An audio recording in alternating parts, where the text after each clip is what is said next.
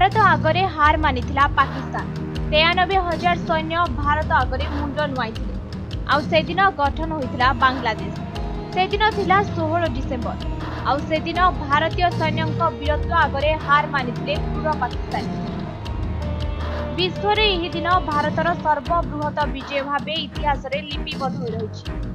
भारत सहायतारे सेही दिन बांग्लादेश नाम रे एक नुआ देश जन्म नेइथिला।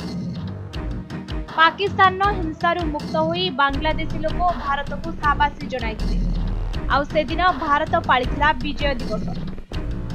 आज भारत 54 वर्ष पूर्ति अवसर रे विजय दिवस पालन करुछि। तेबे एही दिवसर महत्व और कहानी विषय रे आसंतु जानिबा। सेदिन थिला डिसेंबर 3 तारिख 1971 मसिया। भारत सहायतारे बांग्लादेश पाकिस्तान विरोध रे युद्ध आरंभ करथिला। भारत विभाजन समय पाकिस्तान दुई भाग में विभक्त थिला।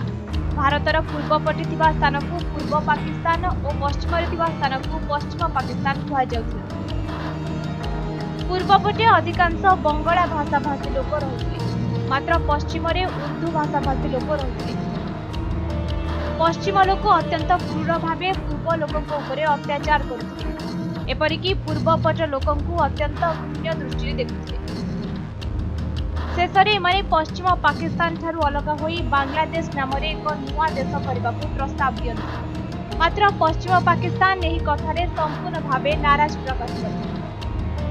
एहा सह एही अंचल को अख्तियार करबा पई अनेक पश्चिम पाकिस्तानी सैन्य आसी अख्तियार करबा सह लोकक उपरे राज करबा आरंभ करंती। एणु समस्त लोक पूर्व पाकिस्तान छाड़ी भारत को अनुप्रवेश करबा आरंभ कर दियंती।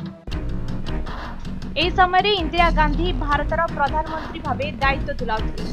एही घटना को संभाळिबा पई से जेनेराल साम मानेकशाहଙ୍କୁ कहिथिले। अन्यपटे पूर्व पाकिस्तान भारतर शरण रे आसी जाय। शेषरे लोकंकु उद्धार करबा पई भारतीय सैन्य पूर्व पाकिस्तान ने पसी संग्राम करंती। डिसेंबर 3 रु एही युद्ध आरंभ होई दीर्घ 13 दिन पर्यंत चले। डिसेंबर 16 रे पश्चिम पाकिस्तान तथा वर्तमान पाकिस्तान हार माने पूर्व पाकिस्तान अलग भावे बांग्लादेश नाम रे एक नुआ देश गठन करे। एही दिन पाखापाखी 93,000 सैन्यक सह पाकिस्तान जेनेराल ए.के. नियाजी भारतीय लेफ्टिनेंट जेनेराल जगजीत सिंह आरोरांक निकट रे आत्मसमर्पण करନ୍ତି। एहा आज पर्यंत सबुठारु बड़ आत्मसमर्पण भावे इतिहास रे लिपिबद्ध होइछि।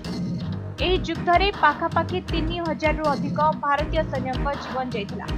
तेबे आज सारा देश एही सैन्यक मन पकाई सम्मान जणाउछि। ब्यूरो रिपोर्ट समय।